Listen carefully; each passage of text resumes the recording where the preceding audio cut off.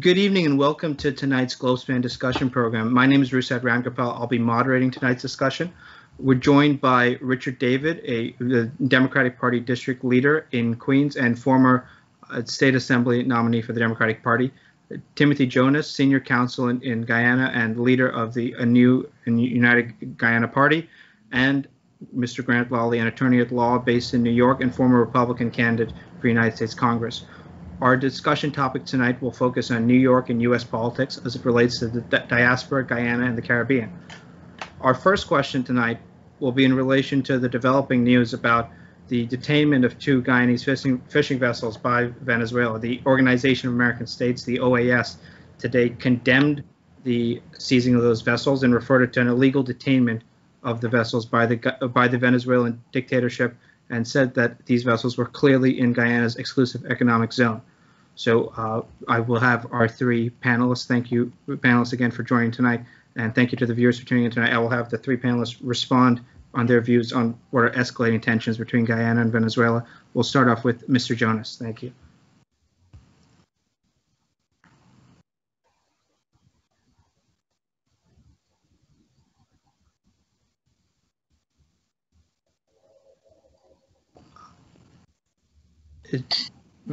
Mr. Jonas. It may have frozen. Okay. Well, then I'll switch. Okay, Mr. David, Richard, would you respond to that? Your opinion, what's going on there? Yeah, absolutely. And Rusat, thanks so much for hosting tonight's program. It's an important conversation.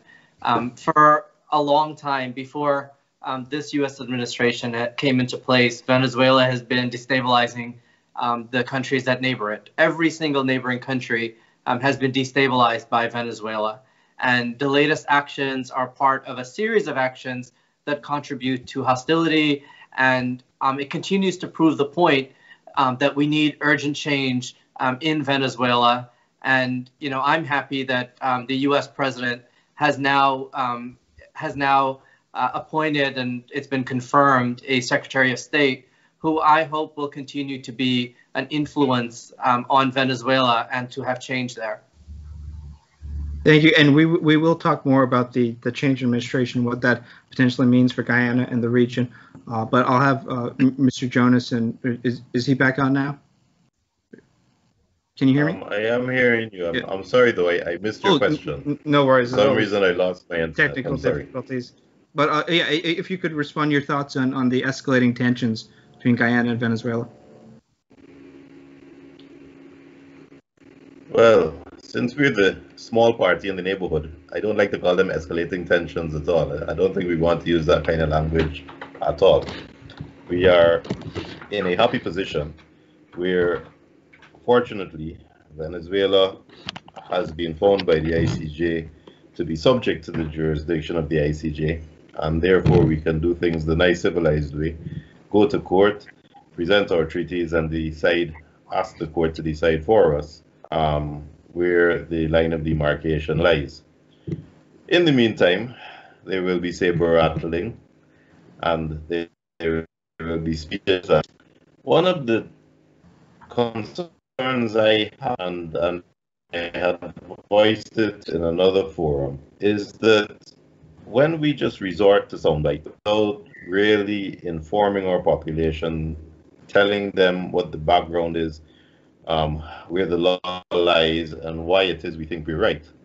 As long as we just rely on snippets like "not a blade of grass," I think that we run the risk of heightening emotions rather than enabling our people to be able to informatively discuss the real issue, so as to take a calm and deliberative approach rather than what we do now, which is a kind of knee-jerk reaction.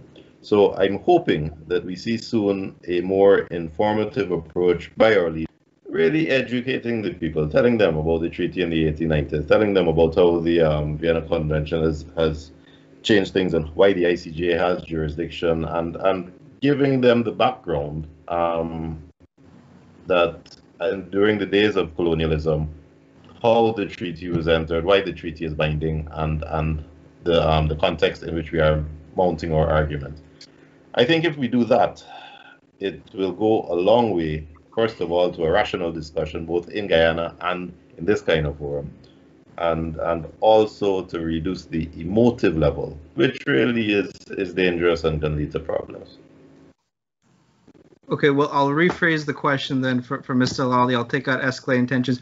Mr. Lally, what do you think of the recent developments between Venezuela and Guyana? Well, look, I have to say I agree with both Richard and Timothy. And I don't want to make this too boring a program by everyone agreeing, but I think the approaches are exactly right. Look, what happened was an illegal action under international law. It was an act of piracy. These boats and those crews need to be released and returned home. But I think that the response has been very responsible so far, in that the OAS has spoken very clearly. I was in Guyana just 2 weeks ago, and there was a high-level U.S. military delegation in town to sign new cooperative protocols for naval patrols. So I think Guyana is being very responsible. I think the entire Western Hemisphere has taken a pretty strong stand on it, and I think Venezuela should just return the crews and the boats and respect Guyana's territorial sovereignty. And let's move on and let's hope that Venezuela can be a good neighbor. Thank you. So I'll lead into the next question. Richard provided a perfect lead into that. So change of administration in the United States, the Trump administration's era has come to an end. How would the three of you reflect on America's approach to Guyana and the region during the Trump years? I'll start with Mr. Lally. I'll start with you. Sure. I think on Guyana policy, the Trump administration was the policy was pretty close to perfect. It was strong, measured approach. It was a support for the democratic elections in Guyana. I was actually down there in Guyana in March as one of the international election observers. It was really a very well-run election when I was there. The systems were very secure, and when after the vote was had, there were attempts to try to change results or steal the election. The U.S. support was thorough, and whether that was Ambassador Sarah Ann Lynch or Secretary of State Mike Pompeo, Assistant Secretary of State Mike Kozik, there was thorough support, and it was patient support. It was a very, as everyone on the show and everyone watching knows, that wasn't easy. It was a long process to move for an acceptance of what was a democratic election, and it was successfully done at the end, and there was almost no violence in the process. So that has to be chalked up as a huge success. So I thought it was a terrific engagement and excellent for Guyana and for the entire Western Hemisphere. Okay, Mr. David, your thoughts on Trump administration's policy towards Guyana and the region? Sure, and I thought that the State Department handled the Guyana elections really well. They were firm in making sure that there was respect for the outcome of that election. But I think that Guyana's relationship with the United States is much broader than that election, which I thought that the State Department handled really well. You know, when you look at the Venezuela example for the Venezuela incident, for example, the OAS is the organization that's stepping up. Multilateral institutions, the International Court of Justice are the ones that a small state like Guyana is going to have to rely on to ensure that international treaties are respected.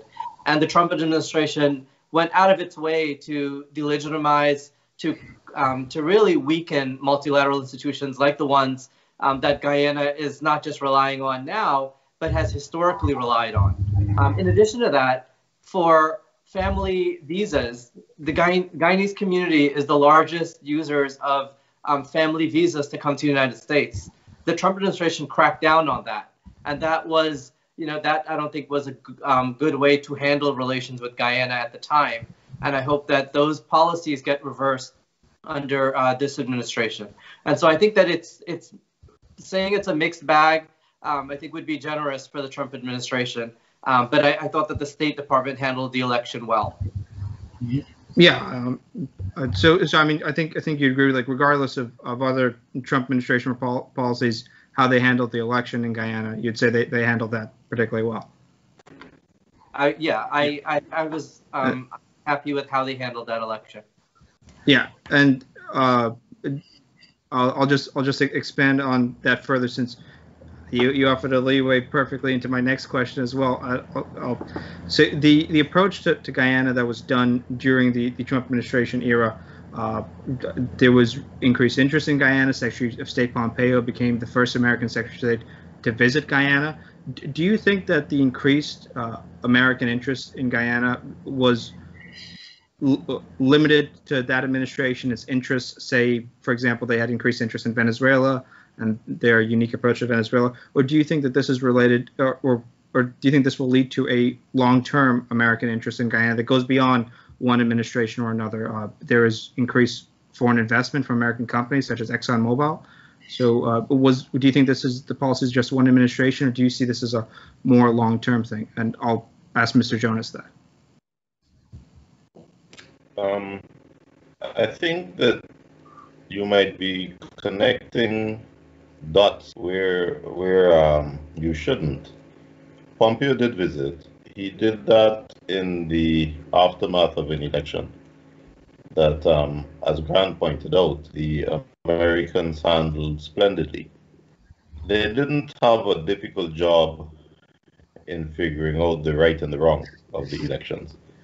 The rig was done so clumsily, and it was done right in front of the faces of the CARICOM folks, the Commonwealth folks, the OAS folks, and the ambassadors, Canadian High Commissioner, British High Commissioner.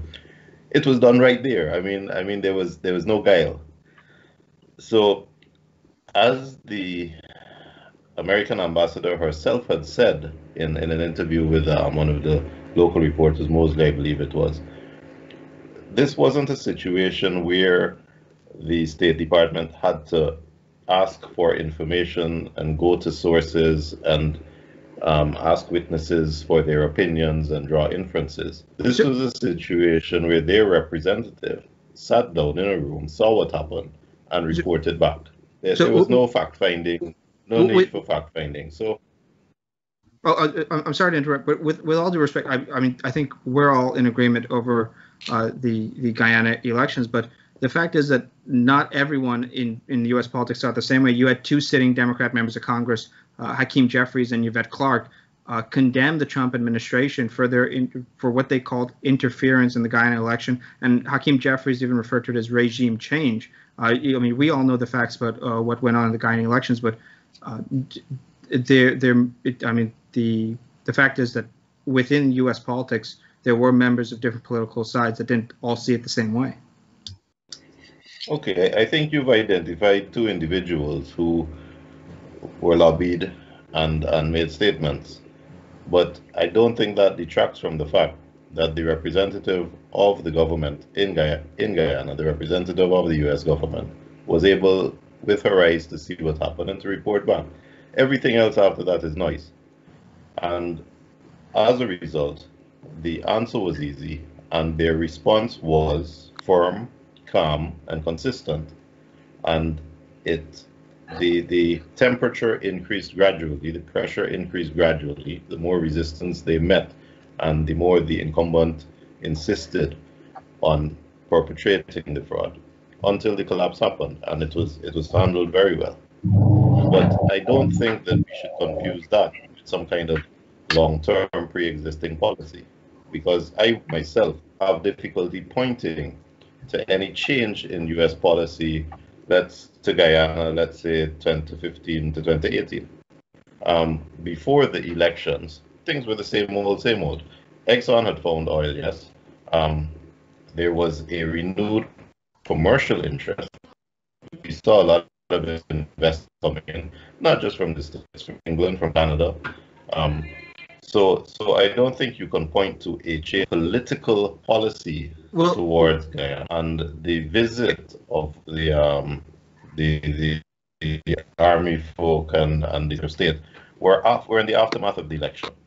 So I don't see that there's a huge change in policy that we can point to. The American policy in the New World has been consistent from the Monroe Doctrine. It hasn't changed. It has been a money-based, commercial-based policy to keep out any other superpowers out of their sphere of influence and to try to, within reason, do what they can to make us prosperous so that we can help make them prosperous. That's all it's about. Yeah, if I can, that there's evidence of U.S. policy change, and in fact, there are some things that went in the other direction. In the diaspora, we keep talking about gilbaca fish that was banned, and it's something that was a staple in our supermarkets here. More broadly, though, I do think there is an increased interest commercially between the United States and Guyana, and I would expect a closer relationship going forward. And I think that that's related to increased foreign investment that's going into Guyana and a booming, and we, the expectation that would have, that investments would lead to a growing economy that would be of interest to the diaspora here and to American businesses. So I would want to see a closer relationship and preferential trade and other policy changes that haven't been enacted but will hopefully get enacted. Yeah, so just to push back on a point that was made by Mr. Jonas in the previous answer. So the question I asked was about U.S. policies about Guyana and the region. So even though you may say that there wasn't a particular policy change before the election with regards to Guyana, there was overall a policy change in the region. The fact is that the Trump administration did have a more hawkish approach of sorts to Venezuela. They invited CARICOM leaders to Mar-a-Lago to meet President Trump, and they discussed possible intervention in Venezuela, and they increased funding for the Caribbean Basin Security Initiative. So there was policy changes, and with relation to those policy changes regarding the region of which Guyana is a part of, I'll just say the question was related to, are those, do you view those as long-term, or were those, think that just the prospects of one administration, particular administration? And on the point of Pompeo, it's true Pompeo went to Guyana in the aftermath of the election, but in Pompeo's speech with President Lally by his side, Pompeo did specifically mention Venezuela and talk about the U.S. increased interest in combating Venezuela and narco trafficking in the region. So there was policy change within the region both before and after the election. I wonder why you call that a policy change. For me, that's a very consistent policy. If a state in this sphere of influence goes rogue, the Americans have traditionally been quite good at trying to put a stop to it and exerting pressure unless things get back to normal. I think that's a consistent policy. That's an exceptional policy. No, Mr. Castro would probably agree with me, and Mr. Ortega would probably agree with me. I don't like to interrupt pushback so much, but the reason you would say it's a policy change is I don't recall before President Trump, our U.S. president, inviting CARICOM leaders to meet him to discuss potential military intervention in Venezuela. But so you do remember a Cuban Missile Crisis. Yeah. But you do remember a Spanish-American War in 1898. Yeah, and you do remember Ortega. The Spanish-American War from 1898 so we and the Cuban Missile Crisis from 1960. A consistent policy. We're in a sphere of influence. In a sphere of influence, you do not allow a state to go rogue so as possibly to harm the nice, smooth operation of the sphere of influence. All you're saying is that different steps were taken this time when Maduro went rogue. But the policy is we do not allow these people to go rogue. Well, I mean, when you talk about the policy changes, the fact is previous Secretary of State John Kerry said the Monroe Doctrine was dead. And that was Barack Obama's Secretary of State. For President Obama's Secretary of State. So in terms of having consistent policy changes in Latin America, it's not as if they've been consistent all the way throughout. But I'll move on. You do remember Grenada Revolution, don't you? Jump in. Let me just answer on a couple of things, and we can debate the Monroe Doctrine going forward. But I just regarding U.S. policy towards Guyana. I mean, first of all, as a Republican, let me defend the Democrats. They had a couple of rogue Democrats who came out against democracy in Guyana, but the vast majority of Democrats were on board in a very bipartisan way in support of democracy. I don't care whether it's Senator Bob Menendez from New Jersey, Senator Ben Cardin, up and down the line. There were strong. U.S. Congressman Gregory Meeks was very much in favor of democracy, as were Republicans across the aisle. Senator Marco Rubio, Senator Rick Scott from Florida, quite a few others. Congressman Diaz-Balart from Miami. So it was really a bipartisan effort. And let me just say, predictively, looking forward, I don't think there are going to be any major changes towards Guyana and towards the U.S. commitment to Guyana. And I'll tell you, this is I'll reveal this here on this show, that I was in pretty close contact with the White House during the election crisis.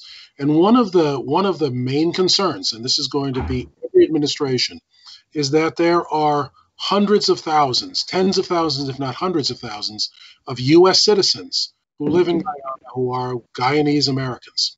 And the last thing any president, any administration in the U.S. wants is to see any Americans harmed anywhere in the world, particularly in a country like Guyana, where literally, if you include the diaspora, the vast majority of the population are U.S. citizens.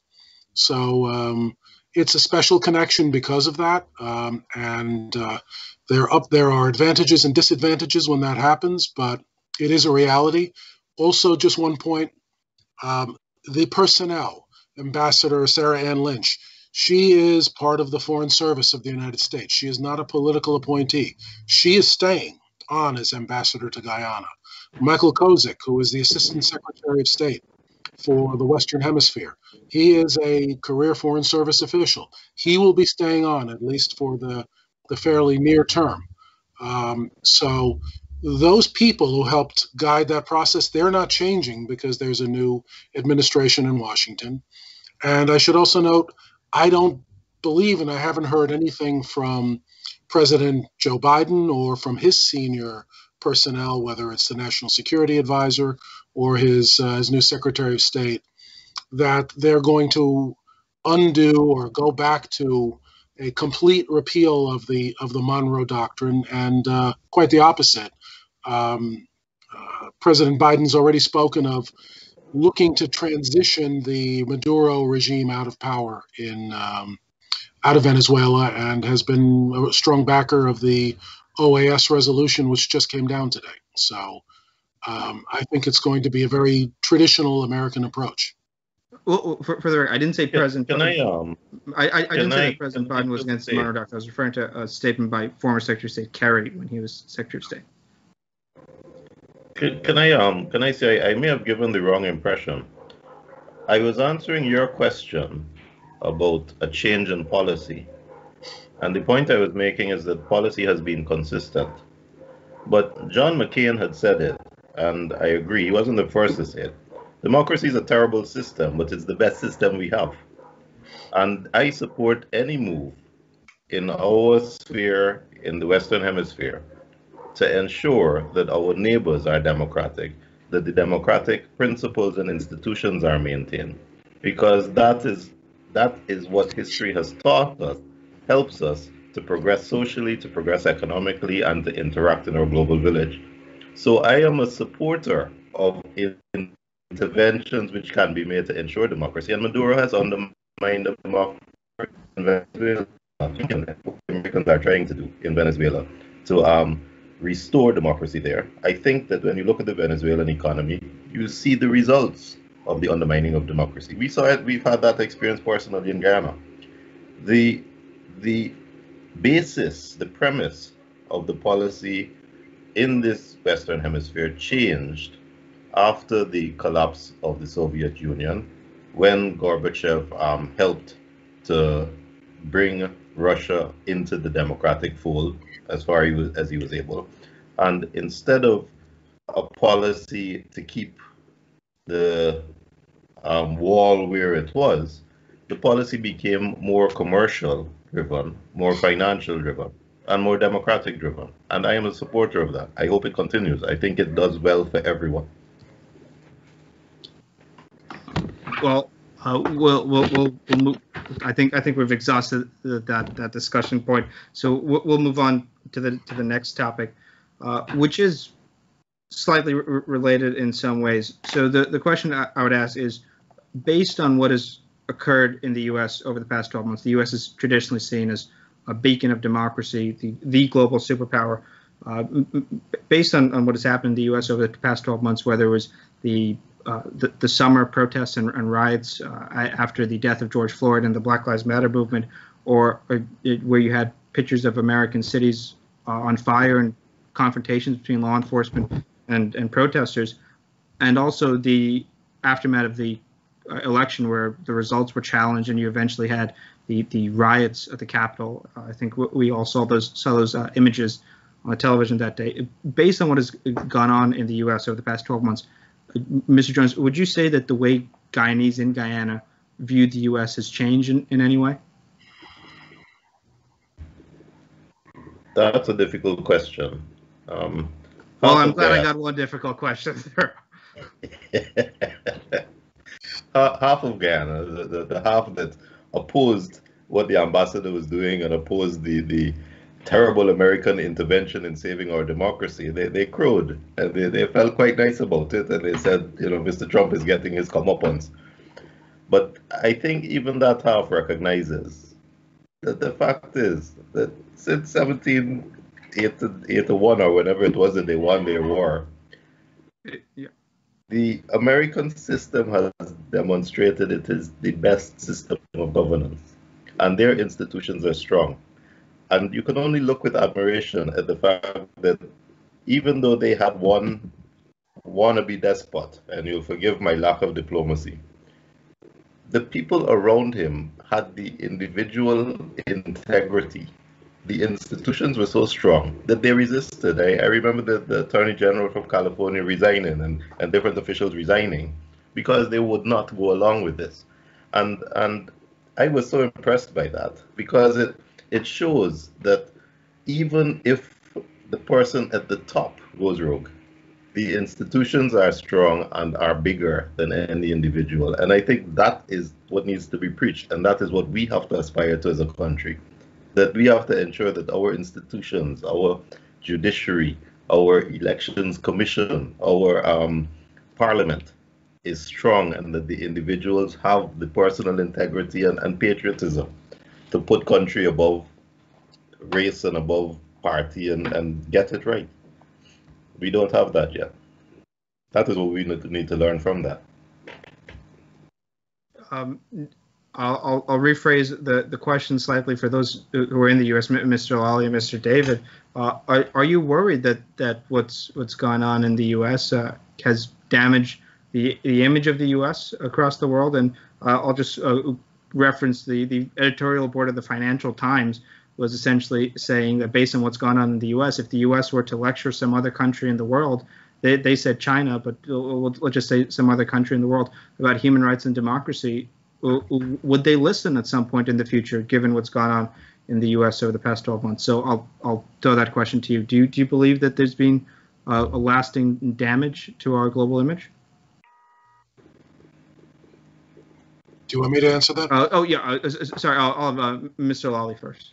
Yeah, no, sure. Look, it's been a very bad year for the United States. Between the lockdowns, the pandemic, the deaths from the virus, the riots, the downtown burnings, and the recent Capitol assault. Look, there's a level of destruction and frankly still relatively low level, but existent violence, political violence in the U.S. which didn't exist before and hasn't really existed since the late 60s, when you did have a fair amount of political violence in the streets and the campuses. So no, it's not healthy. It's not good for the U.S., but I think I have to agree with Mr. Jonas. The institutions are very powerful in this country. We've just seen a president depart office and a new administration take office. We have a very closely divided government with 50 Democrats and 50 Republicans in the U.S. Senate. We have Nancy Pelosi with a 5-seat majority in the House of Representatives. It's a democratic system. It's got deep structures. It has federal system with powerful state governments. So, the country has survived. It will continue to survive. I'm hoping that, and I'm hoping that the excesses that we have seen over this past year inspire correction. And that is, go back to the founding of this country and the drafting of the Constitution.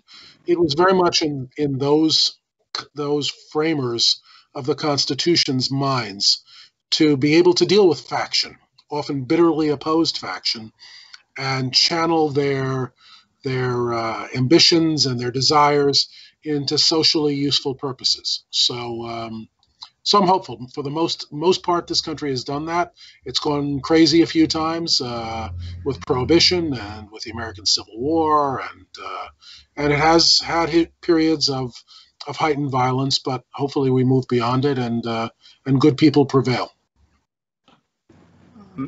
Richard, I'll have you respond quickly to that, and then since the pandemic was mentioned, I have a question for you about COVID and the Richmond Hill community. But I'll have you respond to that quickly. Sure. I find it really problematic when we compare those two incidents that have recently occurred over the last 12 months because they're fundamentally different. They're apples and oranges. To compare Black Americans fighting for their lives because a government and government agencies are killing people because of how they look and are fighting for survival, to white nationalists who believe the president should stay in power unlawfully, to compare those two things with the end result being violence is fundamentally flawed. This country was founded and became an economic superpower off of the backs of Black Americans. This country has always had a challenge dealing with its minority populations. Black Americans continue to be disenfranchised economically and in many other ways. That is fundamentally flawed from what we saw in Washington, D.C. And now, in terms of the global perspective, I'll just clarify quickly. I wasn't comparing the motivations of either of these groups.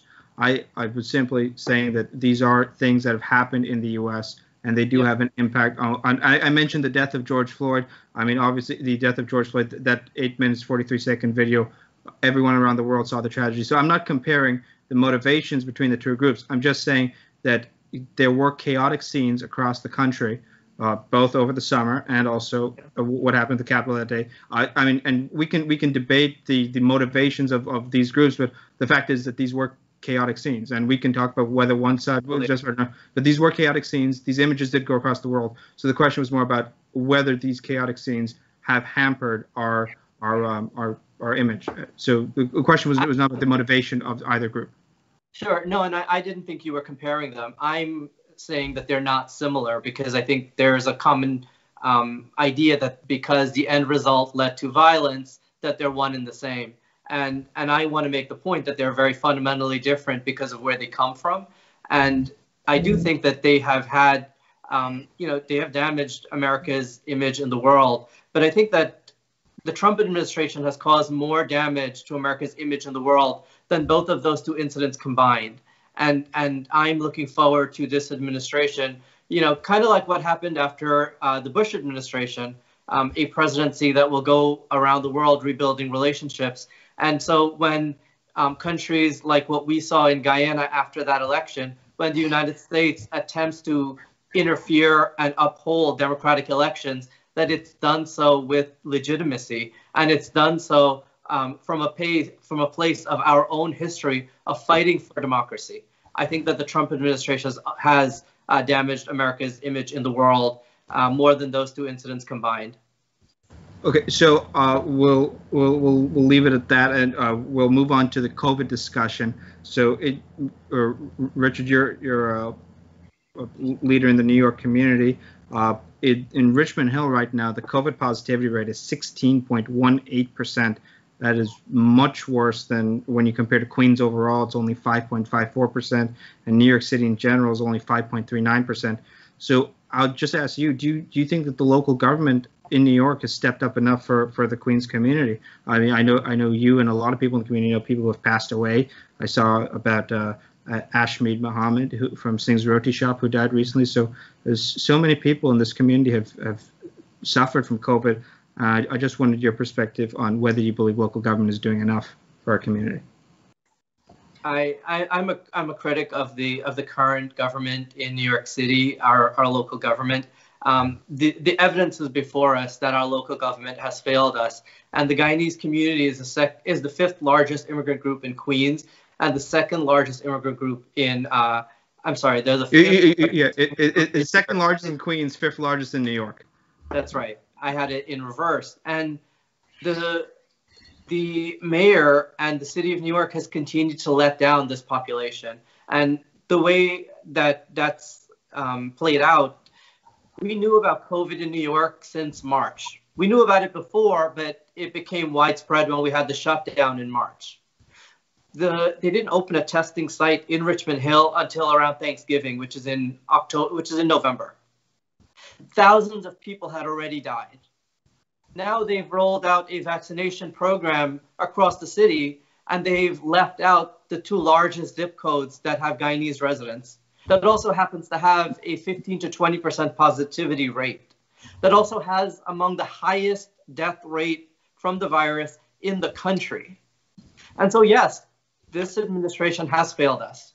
And local organizations and myself on the ground have been trying our best to advocate to get services in our communities. And those services include PPE, masks, food distribution, because a lot of our people continue to work during this virus. A lot of our people are working at JFK Airport, which is in our backyards. A lot of our people are coming home sick and bringing that virus home to their families. And we don't have alternatives. Our hospitals are terrible in this part of Queens. And so, yes, absolutely, I'm convinced that this administration has failed us in this crisis. And it's local folks on the ground and networks of mandirs and mosques that are upholding this community. Mr. Lally, as another prominent official in local New York politics, do you have perspective on that you'd like to share? I agree with Richard completely on that. The government, and I'm going to extend it also to the state government and to the federal government, really have failed the community and have failed us in number one, not being more attentive when this pandemic first broke back in March, not being better prepared, not having good science and good analysis, and whether that's the initial recommendations from the federal government or the Cuomo administration issuing an order at the end of March to put sick COVID patients into nursing homes, and that probably killed 10,000 people. Probably a quarter of the total deaths in New York are represented by that one decision, and even worse, the political cowardice in not repealing that decision for weeks. The failure to put in testing facilities, the failure to address the way that the virus spreads, and to design policies that are calibrated to deal with that. And most recently, and again, this is a federal failure as well as a state and local failure. Let me give you a very interesting statistic. In 1947, there was a pandemic that hit New York City.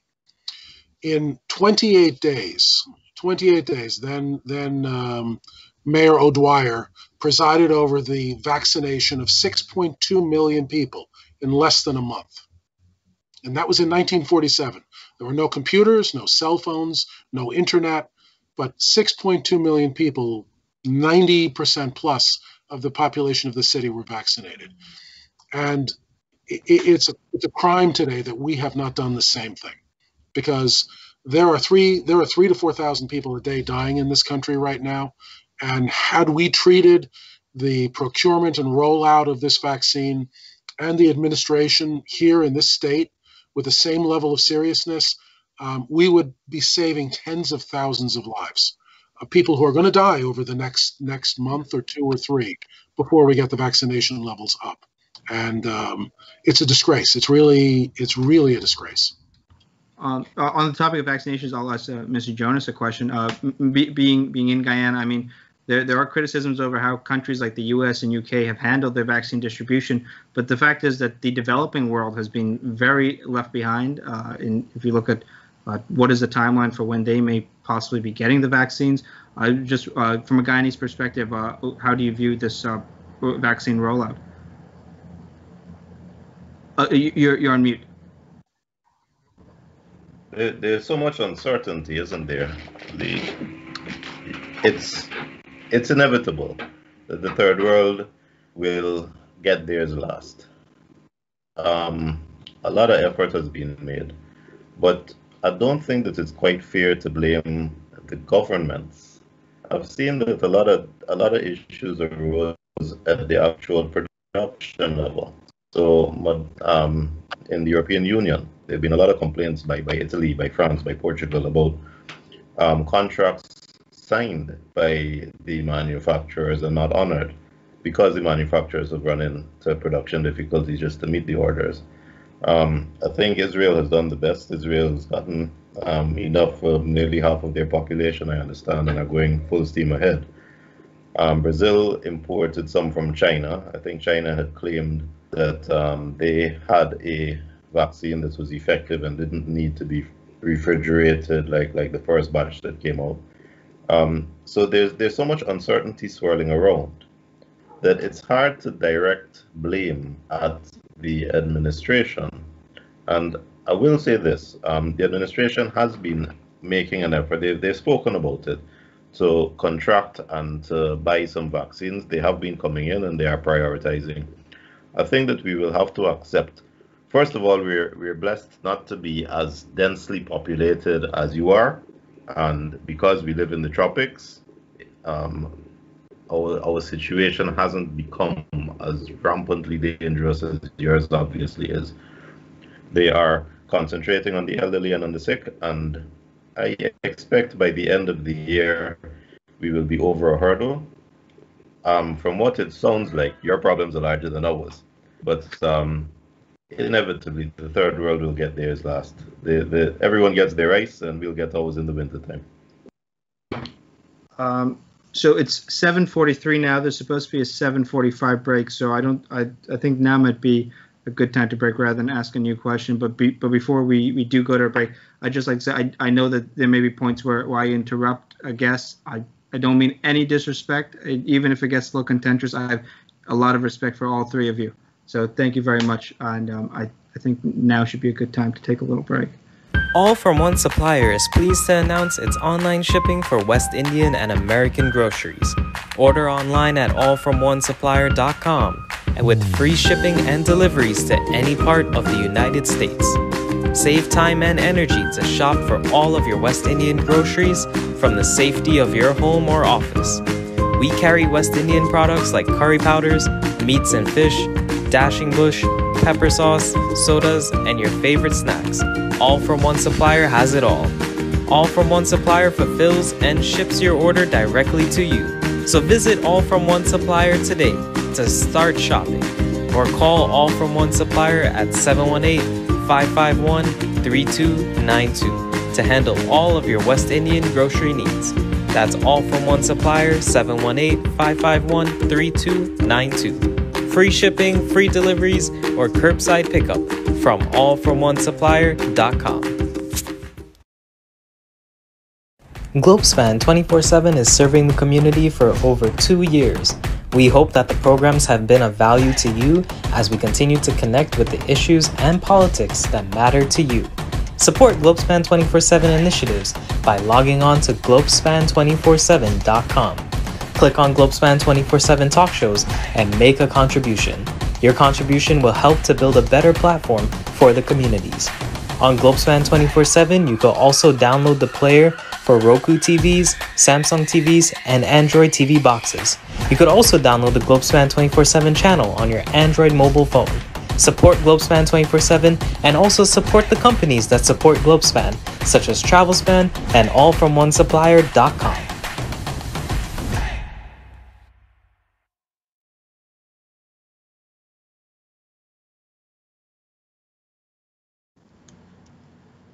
Okay, welcome back. I'm going to ask some questions about local New York developments, and since we have our district leader, Richard David, here. Now, around Christmas time, there was a tragedy in the community where a member of the community, a woman named Rita Prasad,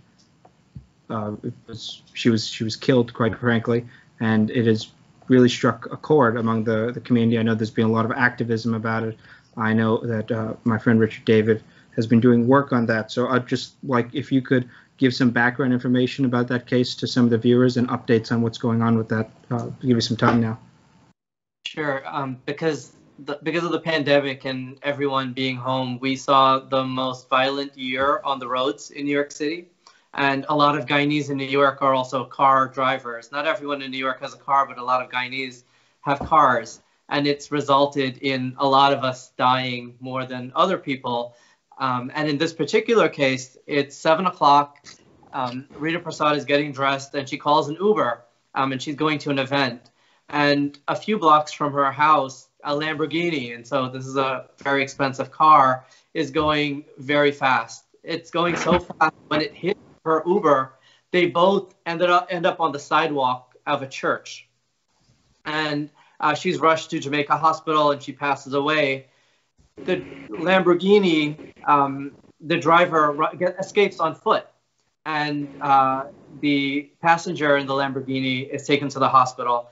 But the Uber driver is okay, and we believe that passenger is okay as well. This Saturday marked 1 month since Rita Prasad passed away, and she was a singer in our Mandirs here, and she was well known to a lot of people. The police department, and so this is being investigated by the 102nd Precinct, have released no information. They've given no answers and they have not apprehended a single suspect in this case. And it's led to a tremendous amount of anger and resentment and even distrust about this investigation. Mr. Lally, do you have any perspective on what's going on with this situation? I hadn't heard about the case, but it's actually incredible. If they have the passenger of the Lamborghini, they know who that person is. It sounds like blinding police incompetence and investigative incompetence not to have identified who the driver was and have arrested that person. They certainly have. There's plenty of video footage if it was in the city. The cameras everywhere. They know the people. They know whose car it is. So. It's a horrible case. I was not familiar with it previously, but a terrible case, and they should be apprehending someone. So I'd just say on that case, I saw something that I think is very rare in the community. I saw a lot of political activism in this Guyanese American community in New York. I saw gatherings outside the police precinct where they were holding placards saying "Justice for Rita Prasad," and I'll just lead into my next question about it. It relates to a point that Richard was bringing up earlier. The Guyanese community is the 5th largest foreign-born population in New York. The Trinidadian community is 8th, but the fact is that our communities are really disproportionately underrepresented. So I would just ask to local politicians here, where do you see Guyanese American political activity in the next few years? Do you see it increasing? Richard David, where do you see local politicians like yourself in the next few years? Absolutely. And, I'll say this, don't sleep on the Guyanese community in New York. We are wide awake and we're not taking anything from anybody. We are rising up, and you're seeing that not just in people running for office. You're seeing that in local organizations and activism. You saw that in the protests. You saw that when they refused to give us testing sites here in Richmond Hill, we demanded it and we got it. And we're going to do the same thing for vaccine sites. And so you're seeing a really mobilized and civically engaged Guyanese American population. We say Indo-Caribbean or Afro-Caribbean in New York. But in a Guyanese context, sure, we can say Guyanese, but a very, very mobilized population. And I think I think that you haven't seen anything yet. And I know you're going to pivot to the upcoming New York City elections, where we even have other Guyanese candidates running for office in that election. The pivot's coming later, so your bet's a little off, but it's coming eventually. I'll expand the question a little to Mr. Lally about where you see the political activity from the community going. I mean, I think we're blessed tonight. We have a Republican, Grant Lally, or a Democrat, Richard David, and a prominent Guyanese politician, Timothy Jonas, on tonight. I'd ask Mr. Lally, do you think that the political parties, both Republican and Democrat, should be doing a better job of engaging with the community and recruiting candidates? Absolutely, and we need Guyanese officials elected here, and I would like to see Richard David in the city council or the state assembly or as a state senator in his area. And he ran a couple of really great races and almost won, and I'm looking forward to him coming in first next time. So, and that's all good for the community. He's in an area that's predominantly Democrat. Republicans are not competitive. So if I can be any help across the aisle in helping Richard to win in the future, please don't hesitate. When I ran for U.S. Congress, I had tremendous support from the Guyanese American community. I mean, we held events in Richmond Hill, we held events in Jamaica, and obviously my district ran 50 miles out east to Suffolk County.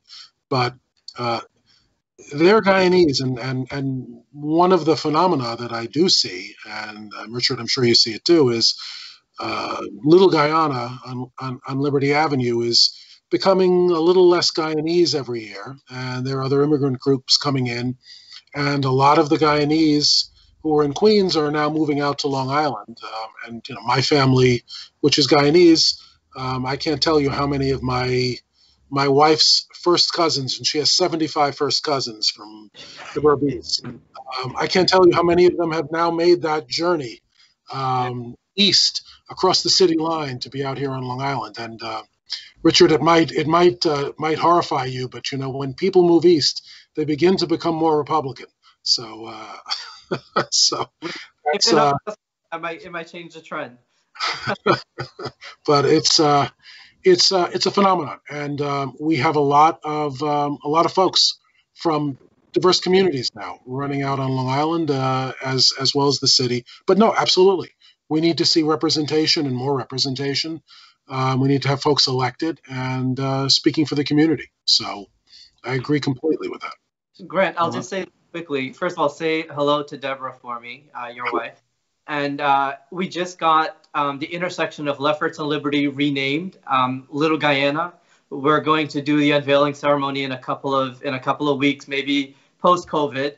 And the deputy borough president of Queens is actually Guyanese, Rhonda Binda, and she's also an attorney. So you all may even know her. But look, the point I want to make is, even if we're not electing Guyanese people into public office, and I'm not running, we must hold elected officials and individuals who are in office accountable. And that's exactly what I intend to do, and I'm seeing other Guyanese people doing as well. So it's all good. And again, and that is happening. I mean, during the recent Guyana election period, I was in touch with a number of local congressmen who, every one of them came out in support of democracy in Guyana. Tom Swazi, who's my congressman, who is a Democrat, and he's in the seat that I had run for a few years ago. Terrific guy. He came out and issued a very strong statement in support of democracy and respecting the elections in Guyana. Congressman Elise Stefanik from way upstate had reached out to her, and she issued a strong statement in support. She's a Republican.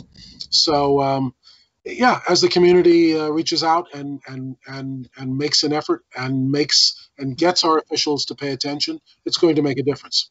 So I'll just say in terms of like issues that are important to the Guyanese community, I was referenced earlier by Richard David. Immigration is obviously a very important issue. So I'll first ask the question to Mr. Lally. in terms of like Republicans appealing to an immigrant community like the Guyanese community, you have the history of presidents like Ronald Reagan being very open to immigration, Reagan amnesty, for instance.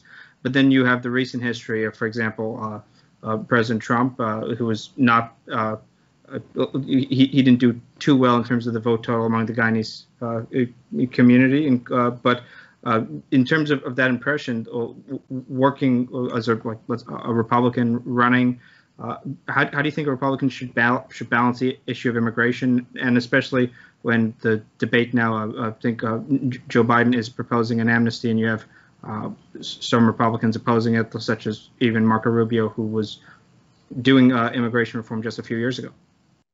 Look, this is a country of immigrants. We're created by immigrants. Immigration is a healthy, good thing for this country. I mean, just from my own family experience, my mom's an immigrant to this country. She came here as a refugee, and she's now a Supreme Court justice, just retired. But she came here as a penniless immigrant. My wife is an immigrant to this country. My in-laws are immigrants from Guyana. So it is. This is a country that is great in large part because of the immigration experience. That doesn't mean unlimited, wanton immigration. It means a controlled process. It means assimilation. It means getting people to embrace the American ideal. I mean, that I believe in. But the country's done a pretty good job of that. And a lot of the fears are really unfounded. People coming into this country, and you look at the tremendous Hispanic immigration, and it's almost a cliche to call it a Hispanic immigration because Hispanics view themselves as Dominicans and Colombians and Nicaraguans and Argentinians and Mexicans, and it's terrific dealing with so many people in the community. I mean, one of their frustrations is their kids growing up in America don't speak Spanish anymore. They're becoming American kids. One of the other complaints is now they're American kids, they don't work so hard. So for the better or worse, America has a powerful force of assimilation, and I'm a believer in immigration. It should be the right level, and it should be controlled, and there shouldn't be unlimited amnesty. But I've supported legalization for people who have been here, and I think that's an ethical and decent principle to follow. Now I'll bring back in Mr. Jonas because sorry if I didn't ask you a question for the past 3 minutes, but on the topic of Republicans and Democrats in the United States, there's a lot of discussion about they're so divided, the country needs unity, things like that. You've been on the program a lot on this Globespan program over the past few months talking about how to have unity in Guyana. So taking that Guyanese approach, do you think that there's any lessons or things the U.S. should have or avoid from the Guyanese, from their attempts at trying to have unity between their very divided political parties as well?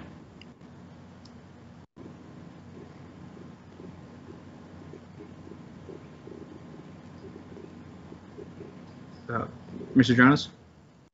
Oh, I'm sorry. Was that directed at me? Oh, I only heard half of. I'm afraid your voice went in and out. Sorry, is anybody? If my voice going in and out, sorry. I'll restate it again. So, on the topic of Republicans and Democrats in the U.S., it's been said that we're so divided and we need a lot of unity. Guyana is a country that is also very divided, and you've been on this Globespan program talking about how to have unity in Guyana. So I was wondering, from the Guyanese perspective, is there anything that you would say the U.S. could take away, things to do or avoid from what's being done in Guyana? To borrow Richard's expression, I think you're comparing apples and pears. I can't look at an American and know if he's Republican or Democrat. And in Guyana, you can look at someone and know if they're APNO or PPP. Within the 90%. Even in cases where there are differences, you can take. I mean, when you have a political division, you could say, okay, you do this or avoid this. For example, like things to avoid racialization of politics. You have, I mean, in terms of U.S. political rhetoric, there's race has been very involved over the past year or so in recent times. I'm not sure that race has been involved as a political vis-a-vis Republican Democrat issue. So I don't think your question can legitimately segue from Democrats versus Republicans to one race versus another race. You cannot look at an American and from his appearance or her appearance estimate whether he's Democrat or Republican. In Guyana, you can look at someone and know if they're APNO or PPP. I mean, obviously the two are not the same, but just to push back a little bit, if you look at the way American politics is talked about, for example, Trump supporters are often associated with the white working class, for instance, and there's been a lot of commentary. If you look at the U.S. political commentary over the past years, I'm talking about them in a derogatory way or one way or another. So you do have comments like that. You have comments, prominent elected Democrat officials referred to the Republican Party as I'll just use a word that was said in the Congress. This is not something I agree with. I'm just saying Democrat members of Congress in the Congress call the Republicans a white nationalist party. So I mean, there are racial words that are used within U.S. politics. Obviously, it's not the same. I'm just saying that is there anything that you would say the U.S. should take away? And if there's nothing to take away, we could just move on from that question. No, well, I don't like that you give credence to the fact that somebody hurls a slogan at a Republican, and for some reason, because that was done, we give it credence. That's nonsensical. Well, it was said by a sitting member of Congress on the floor of the House, and there's more than one member of Congress. That doesn't vindicate it in the least. But as Mr. Lally pointed out, one of the things you look at, one of the ingredients, does have to do with financial wherewithal. You find that the more wealthy an individual is, the more likely he is to be Republican. That is true. If you go into actually, if you look at recent days, that has been true historically. But there are statistics that suggest that there may be certain realignments going on. The Republicans used to have a very big lead among higher income earners. That has been narrowing. Absolutely. So it brings me back to my point that you cannot look at someone and say if they're Republican or Democrat. And that's why I don't like your analogy. Because in Guyana, politics is race. In the States, politics is many things. It's class, it's immigration, it's race, it's money, it's lots of things. But it's not just race. I never said it was just race. It was a question to see if you had any suggestions. I'll move on from that point. I had a question here for Richard David on ranked choice voting. If you could explain that New York politics, that's a new form of voting that's coming to our elections this year. So if you could just explain that. Yes, absolutely. And just to, on the last point, U.S. politics is incredibly racialized, and you can probably predict along race lines where people or which party people support in large numbers, and there are going to be variables, but in large numbers, and that's how U.S. Politics work along race lines exclusively, and there are other contributing factors, but you can tell usually, where these things go. And we see how that plays out in certain states based on the populations and their ethnic makeup as well. Richard, you'll forgive me for interrupting you, Richard, but if you look at the demographic, if you have a country where 75% of the country is one race, and yet the division Democrat versus Republican is that narrow, when you say it's divided among racial lines, I think you have to identify which races you're speaking about. I would challenge you to see the disparity in how many non-whites did not vote for Obama, for example. I don't think you can just cast a stone. It's too complicated just to put it on that platform. There are very, very many more nuances than that. It's incredibly nuanced, but generalizing, Black Americans are Democrats.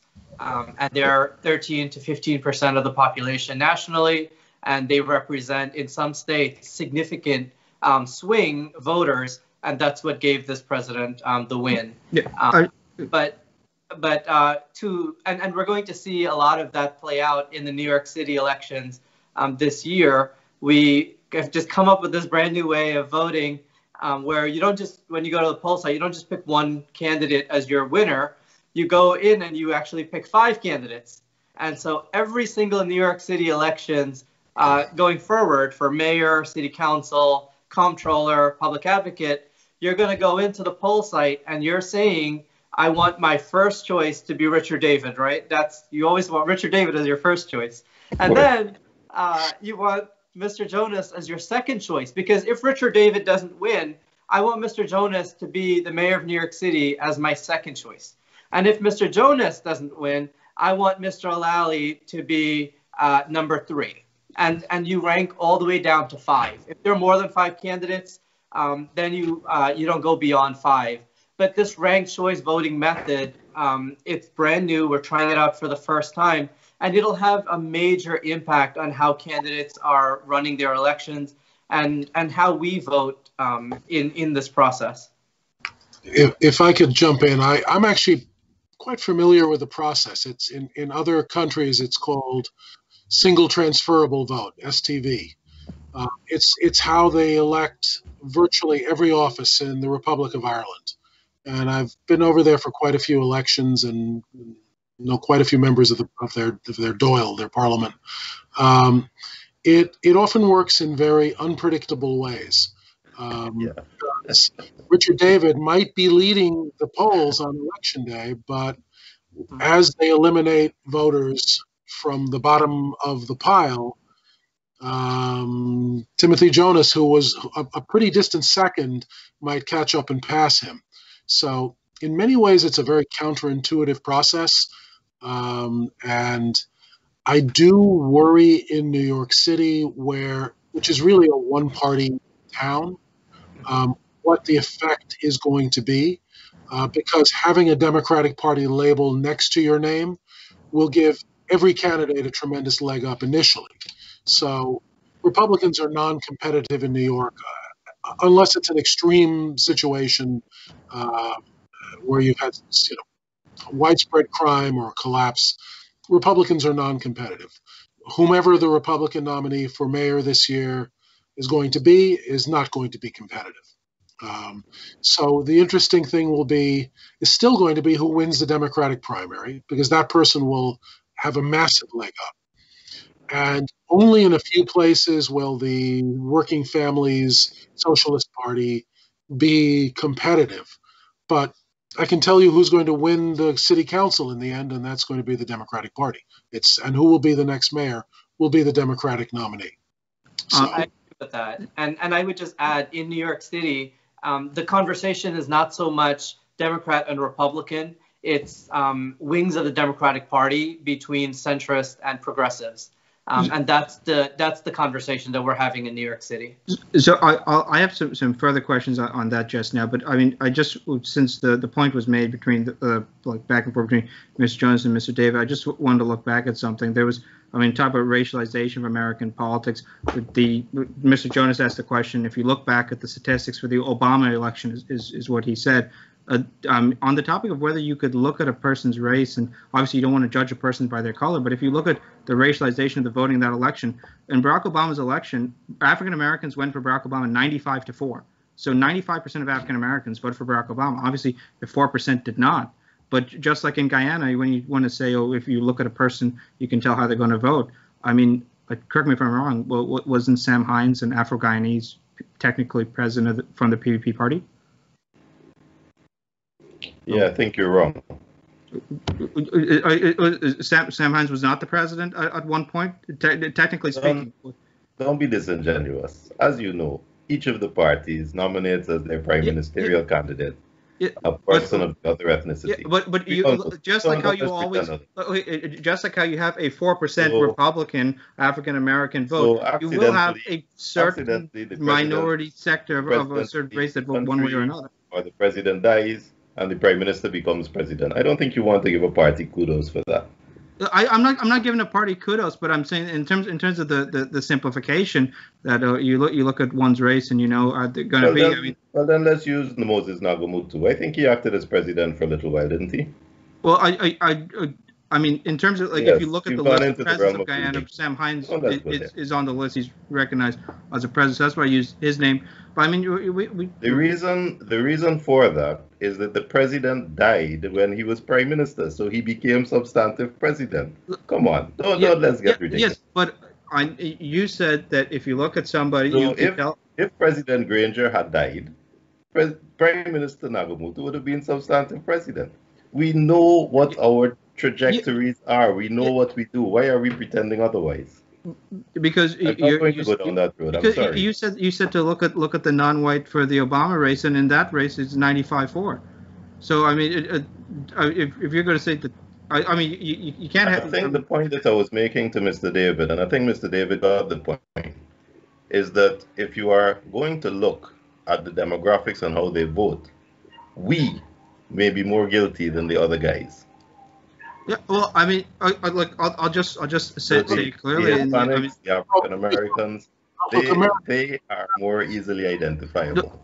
But that's the point I was making. On the topic of easily identifiable, okay, African Americans 95-4. I'm sure if you look at the demographics in Guyana, I'm sure if a complex study was done, the party lines in terms of Indians probably vote about 95-4, and Afro-Guyanese probably vote about 95-4 for the particular party they go for. So for you to then say that, the topic of comparing racialization is completely apples and oranges, when you do have a 95-4 situation among at least one particular group in the United States, African Americans, I mean, I think there's a bit of a fallacy. But that group represents 13% of the electorate, doesn't it? That group represents 13%. Yeah. Let me just throw. I don't think your analogy is fair. You may not think the analogy is fair, but that doesn't mean it's completely meritless. There are issues of racialization, not to the same extent that happens in Guyana, but but to say that there's absolutely no racialization whatsoever, I think is a bit disingenuous, especially considering the way. But I don't think anyone said that. I don't remember anyone saying that there was at the level. Okay, well, I mean, we'll move on from that. Let me just throw in one ball from the side field on this.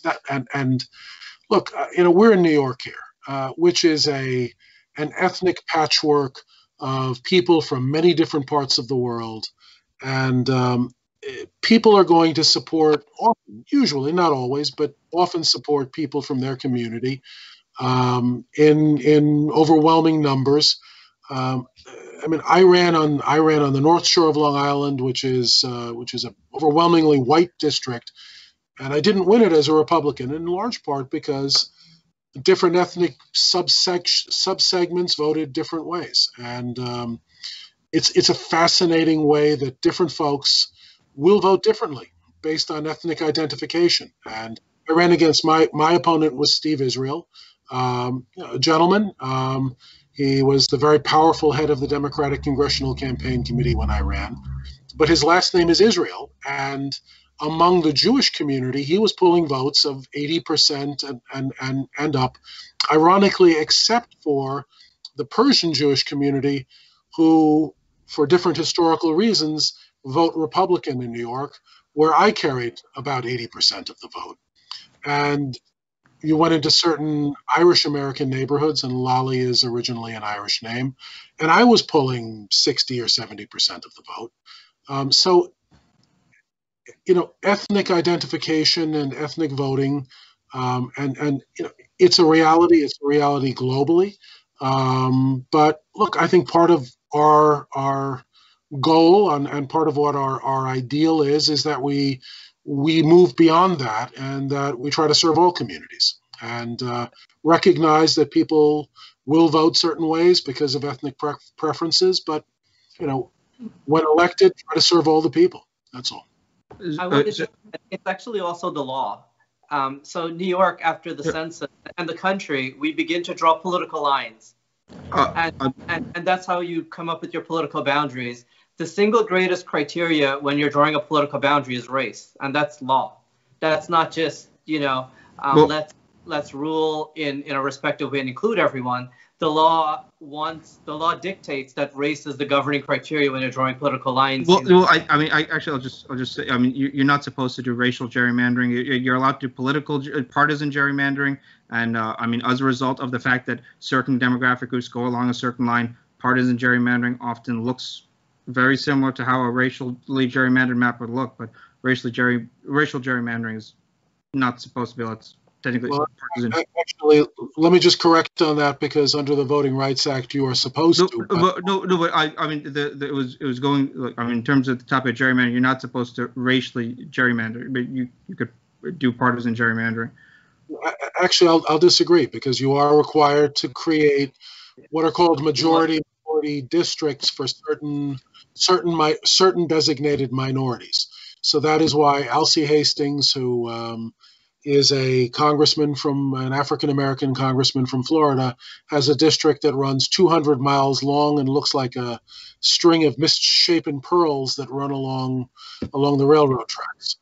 And it's why we don't have a Guyanese elected official in Queens, because everyone has a piece of Richmond Hill. It's cut up and it's pulled in different directions. And I mean, we can keep going with the point there, but I think what has to resonate is in many ways race is an important and fundamental factor in American politics, and it's ingrained in our law. And we talk about it in ways that are nice, and we package it very nicely abroad. But race is a very, very important factor in how we decide our politics here. It is an important factor, which is the point I was arguing earlier. All I'm saying is that racial gerrymandering specifically is not allowed. You have partisan gerrymandering. I mean, you can look at the Supreme Court case about Virginia that was done a few years ago. You're supposed to have partisan gerrymandering, which, if you look at the demographics, may appear like racial gerrymandering, but you're not supposed to do racial gerrymandering. But I mean, I think the fundamental difference. Break now, and I see you continue. We'll cut to a quick break and then we'll come back. All From One Supplier is pleased to announce its online shipping for West Indian and American groceries. Order online at allfromonesupplier.com and with free shipping and deliveries to any part of the United States. Save time and energy to shop for all of your West Indian groceries from the safety of your home or office. We carry West Indian products like curry powders, meats and fish, dashing bush, pepper sauce, sodas, and your favorite snacks. All From One Supplier has it all. All From One Supplier fulfills and ships your order directly to you. So visit All From One Supplier today to start shopping, or call All From One Supplier at 718-551-3292 to handle all of your West Indian grocery needs. That's All From One Supplier, 718-551-3292. Free shipping, free deliveries, or curbside pickup from allfromonesupplier.com. Travelspan has low fares on American Airlines, Eastern Airlines, Caribbean Airlines, and JetBlue. Let Travelspan shop and compare prices for all 4 airlines. Guyanese now have choices, so book your preferred airline through Travelspan. Call Travelspan at 718-845-0437 for the lowest deals between New York, Miami, and Guyana. That's Travelspan at 718-845-0437. From Miami to Guyana, rates are as low as $186 one-way and $417 round-trip. Deals from New York to Guyana are as low as $191 one-way and $475 round-trip. And Travelspan is also offering shop and ship. So if you cannot travel, you shop and Travelspan will ship all your items for you. So call Travelspan today in New York at 718-845-0437. In Georgetown, 227-1701. In Berbice, 337-4287. And in the West Coast Demerara, 269-0140. Travelspan has several offices to serve all your needs. So call Travelspan today.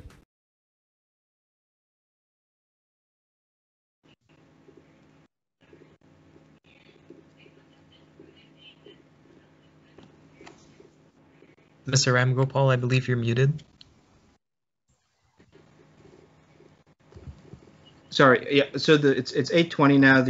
We just have a little bit left in the program, so I want to ask a few quick questions and then wrap up. So we have Mr. Lally. We'll just ask you as the Republican on the panel. Where do you see the Republican Party going from here? Do you see it becoming or remaining the party of Trump? He still remains popular among the Republican base, or do you see it reverting to a more moderate fashion? For example, you talked about whether Republicans could win in New York. Republicans that used to win used to be the more moderate types. Think of Michael Bloomberg or Giuliani when he was mayor. Do you see them going back to a more moderate fashion, or do you see them doubling down on the past 4 years? Look, I think nationally the Republicans are actually in pretty good shape. We're in the post-Trump era. He is a 74-year-old man. He has a lot of legal issues to address. I don't think he's making a comeback. He remade American politics in many ways, some ways good and some ways not so good. But look, there are leaders in the Republican Party. It's a huge country. No party is centered around one man. So I think we have great, viable presidential candidates, whether it's a Ron DeSantis or a Marco Rubio, Mike Pence, who is a terrific person. I've spent time with him over the years. These are good people, fundamentally good people, and I think there's a great future. In New York, I don't think we will ever see a Republican legislature again in my lifetime, and probably not even in Richard's lifetime. But I do think the Republicans will have a very good chance, just as Massachusetts has not had a Republican legislature since the 1960s. What happens is a reaction to that. So, you raised Massachusetts. Massachusetts, despite it being one of the most liberal states in the nation, does have a Republican governor right now, Charlie Baker, who is a moderate Republican.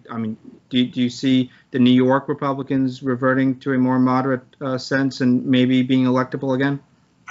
I don't think that. I think that New York will have a mainstream. We'll call him a mainstream Republican. I don't think there's room within the Republican Party for internal battles at this point, particularly in a state like New York where the Republicans have taken such a battering. But I could very easily see, and again, we will never win the legislature again in our lifetimes, but I could very easily see a Republican governor 2 years from now as Cuomo's popularity takes a battering, as the Working Families Party, which is now the number 3 party in the state, decides they're going to run their own candidate because they don't like Andrew Cuomo at all. And the Republicans have very viable statewide candidates, whether it's an Elise Stefanik, who's a congresswoman from upstate, Lee Zeldin, congressman from Long Island, or frankly, right from New York City, Nicole Maliotakis, who was freshman. Nicole Maliotakis is a very interesting case. She was a very moderate Republican at one time, and now she has called herself Donald Trump's biggest supporter and actually voted to object to the election certification in the Congress that day. Look, she runs in Staten Island. Staten Island is a universe unto itself. You had her Democratic opponent, Max Rose, running television commercials, embracing Donald Trump as a Democrat. So I don't take anything that occurs in Staten Island and see anything that you could project reasonably from that. But look, she did run for mayor a few years ago. She got 30%, which for Republicans is a good number.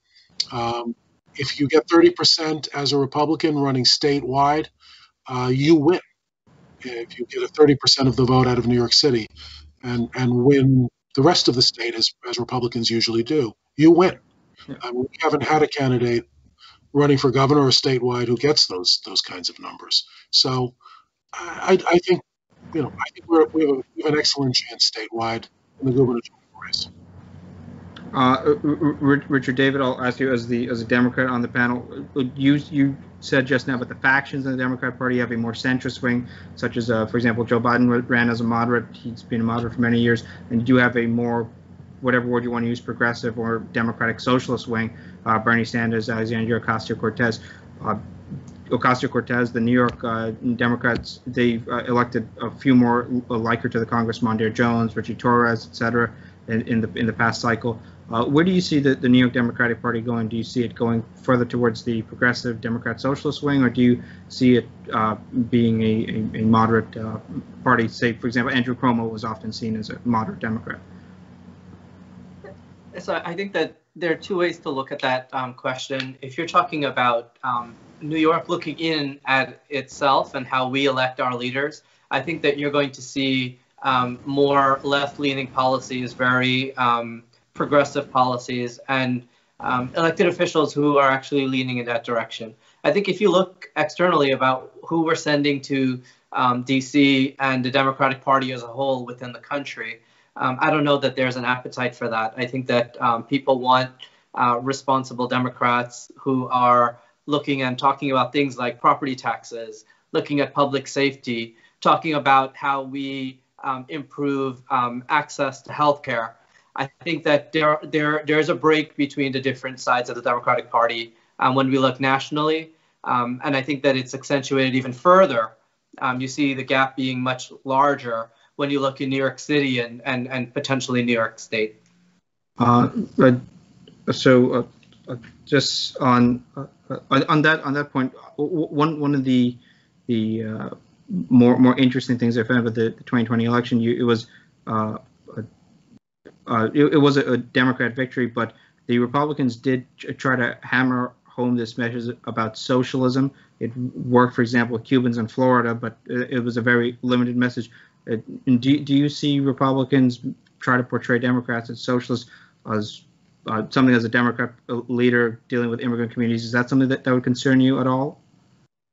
I think Republicans have always painted Democrats as socialists. Increasingly so since the Bernie Sanders run. I mean, there's a difference between Republicans throwing out their word for decades and actually increasing the messaging since Bernie Sanders. I'll say that working families in America expect a Democratic Party that will provide health care. They want a Democratic Party in this country that will respect human rights and not kill Black Americans on the streets publicly on video. I think that Americans who support the Democratic Party and working families want to see more in their paycheck when they come home, and they want public safety. I think that those are socialist messages then potentially, but I don't think that they're going to be effective. I think that we are seeing the most divided country that, we haven't seen a divided country like this in a long time. And I think that Mr. Lally's point is right, that the era of Trump is one that's behind us. And I think that how the Republican Party, I think, reacts going forward will be very different. And I think that the Democratic Party is going to embrace a lot of those messages around healthcare, around tax credits and tuition reimbursements and those kinds of things as we try to help working class Americans who are struggling under debt. So I'll just ask a question to Mr. Jonas here. On the point that it's a new era, new administration. Joe Biden today did say that climate change will be a priority of his administration and environmental issues as well, that it will be reflected in U.S. Foreign policy. Now, also today, there was the announcement by ExxonMobil that they are going to take, I'll quote directly, further measures to reduce its carbon footprint. And according to the Wall Street Journal, this was done in response to the urging of activists. So if the U.S. does enter a new era where it takes climate change, environmental issues more seriously, do you see Guyana, a country that has renewed hope for its, or I shouldn't say renewed hope, but the recent oil finds have led to a lot of hope for Guyana's economy in the future. Do you think that a changing global focus, not just from the U.S., but overall towards more climate change, environmental issues may affect Guyana at a time that it has a lot of hope for its oil finds? And if you believe it does have an effect, Guyana does have a history of also valuing the environment and the ecotourism, its forests, etc. How do you see Guyana balancing oil interests and also its care for the environment? You're on mute. Thanks. Although ExxonMobil has lost a lot of ground in terms of size, I seriously doubt that we will ever see a U.S. policy set out that harms it as a financial structure.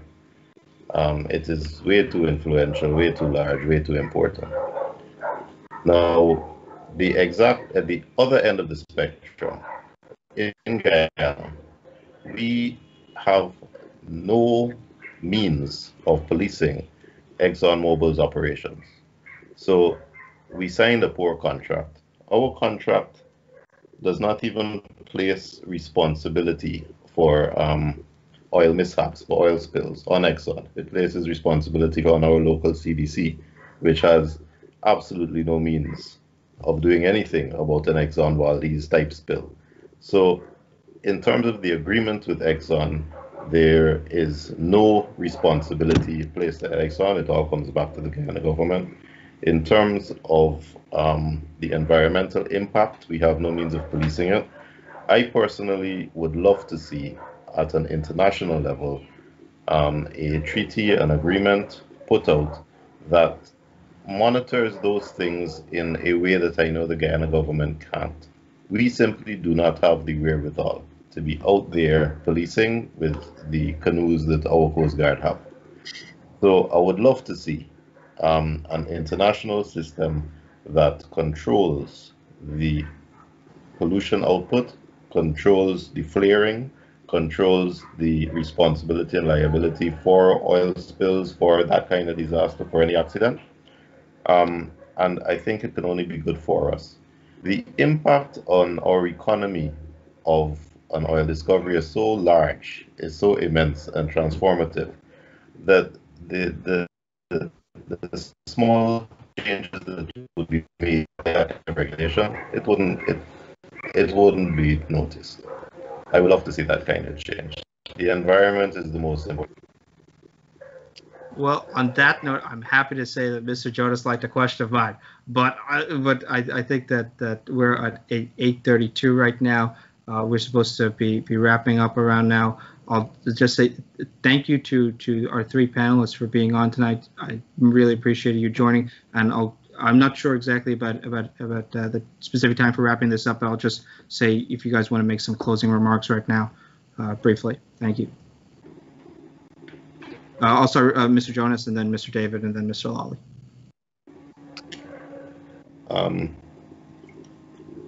I like your subject tonight. I'm afraid we didn't get into the importance of the Guyana diaspora to Guyana. We were very much engaged in the problems facing the Guyana diaspora in New York. That is an important subject, of course, but I'm afraid it was not my métier. I was glad to listen and learn from you, but maybe one day we can have a discussion on the importance of the diaspora to Guyana. Well, thank you, Mr. Jonas. I think we learned a lot from you too as well. So, Richard, and then Mr. Lally. It's this is such a timely topic, and we're touching both on the transition within our federal government here in the United States, and talking about our local government in New York, which is going to impact the lives of the Guyanese population in New York. This is such an important conversation because I want to make sure people who are watching this in New York respond to this call for action, participate in these elections, listen to the candidates, because it's going to change your public safety. It's going to change the value of your homes, and it might even determine whether you have a job to go to tomorrow. So it's incredibly important. And it's been a pleasure talking with this panel, and I thought you did a really great job, Rusat. I'm looking forward to the conversation also about how we become, how we remain engaged with Guyana as a diaspora population. And I can't wait to go again. Thank you, Richard. Mr. Lally. Thank you, Rusat. This was a terrific show, and I appreciate being on with Mr. Jonas and with Richard. But I just want to make a note. I just came back. I was down in Guyana 2 weeks ago for a bit, looking at the family's old property. And one thing I'm noticing, and I was sitting in the Palm Court, and everyone at the neighboring tables came from Long Island. So the diaspora is coming home.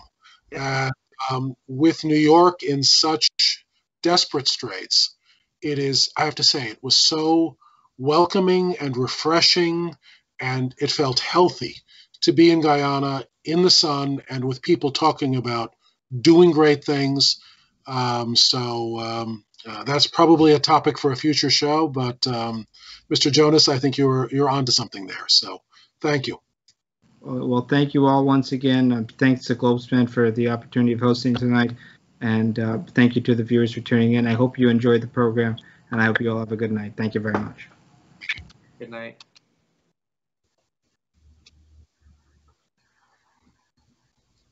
Nice talking to you all.